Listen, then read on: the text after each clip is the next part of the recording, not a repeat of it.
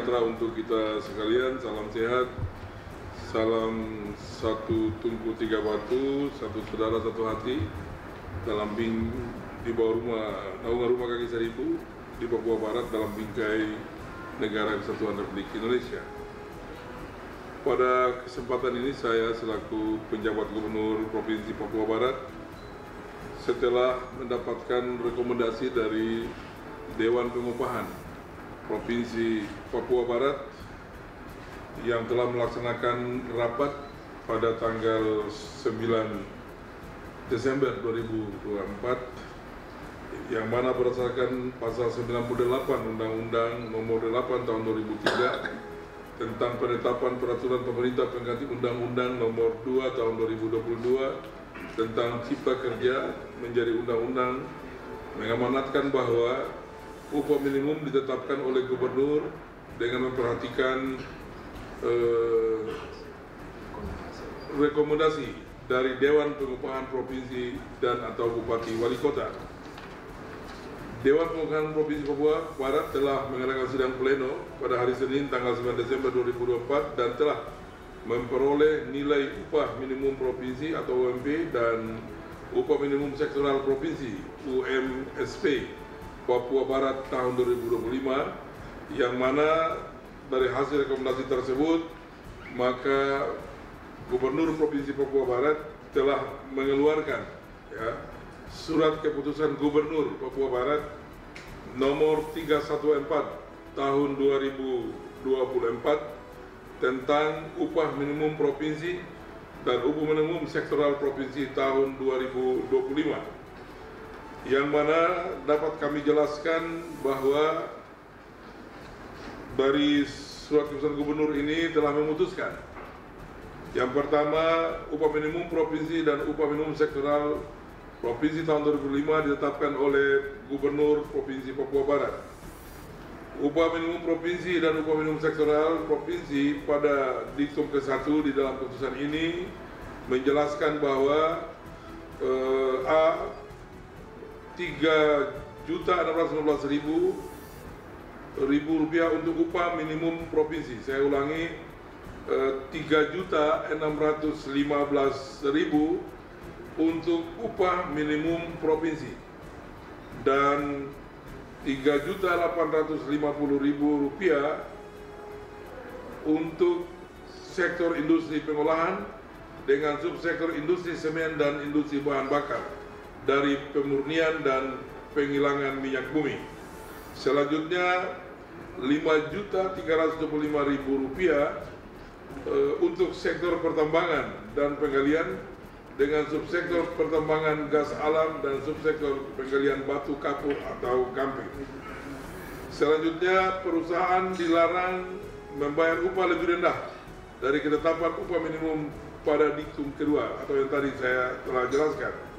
Selanjutnya upah minimum provinsi pada diktum kedua berlaku bagi pekerja buruh dengan tingkat paling rendah dan mempunyai masa kerja kurang dari 1 tahun pada perusahaan yang bersangkutan. Bagi perusahaan yang upahnya ditetapkan berdasarkan sektor, maka pekerjaan yang berhubungan langsung maupun tidak berhubungan langsung dengan proses produksi wajib membayar upah berdasarkan upah minimum sektoral provinsi pada diktum kedua. Pengusaha wajib menyusun dan menerapkan struktur dan skala upah di perusahaan dengan memperhatikan kemampuan perusahaan dan produktivitas sebagai pedoman bagi pekerja atau buruh dengan masa kerja 1 tahun atau lebih.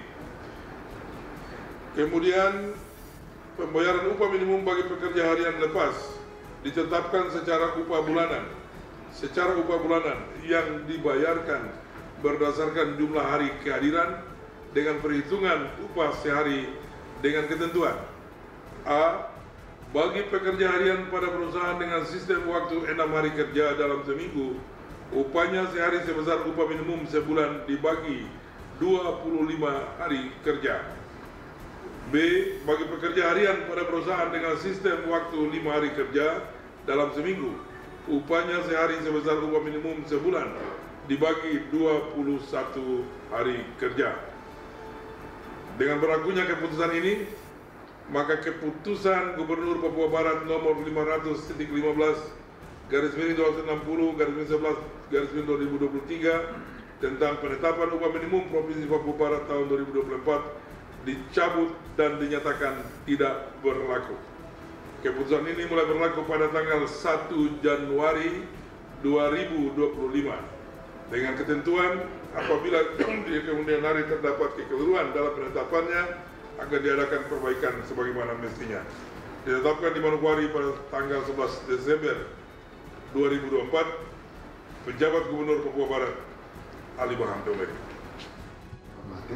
Terkait dengan surat keputusan Gubernur untuk penetapan upah minimum provinsi dan upah minimum sektoral provinsi untuk tahun 2025, kita sudah dengar bersama-sama, maka sejak tanggal 1 Januari 2025, UMP ini dan UMSP ini akan berlaku di seluruh wilayah Provinsi Papua Barat.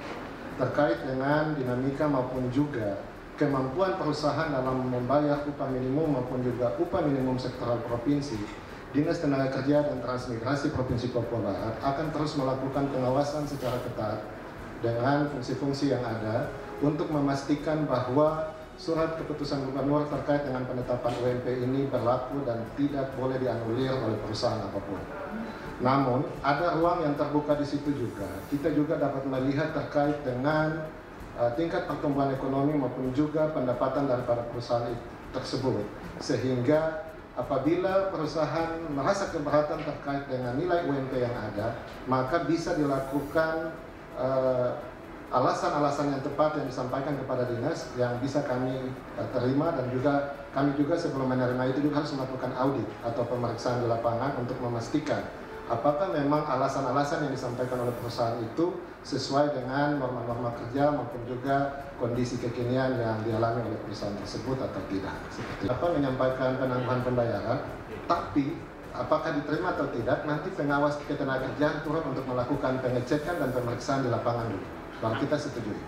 Anda yang diterima penangguhan itu berapa lama boleh dia melakukan penangguhan UMP 2020? Saya pikir tergantung dari surat masuknya yang dilakukan oleh perusahaan. Dia melakukan proses penangguhannya dalam range waktu berapa lama. Itu tergantung dari perusahaan mengajukan surat kepada Dinas Tenaga Kerja atau ke Gubernur. Sehingga nanti kami dari Dinas Tenaga Kerja akan menurunkan tim pengawas ketenagakerjaan untuk mengecek langsung kepada perusahaan yang bersangkutan. Nanti syaratnya harus diaudit dulu ya? Syaratnya harus diaudit dulu baru kita bisa terima. Seperti itu.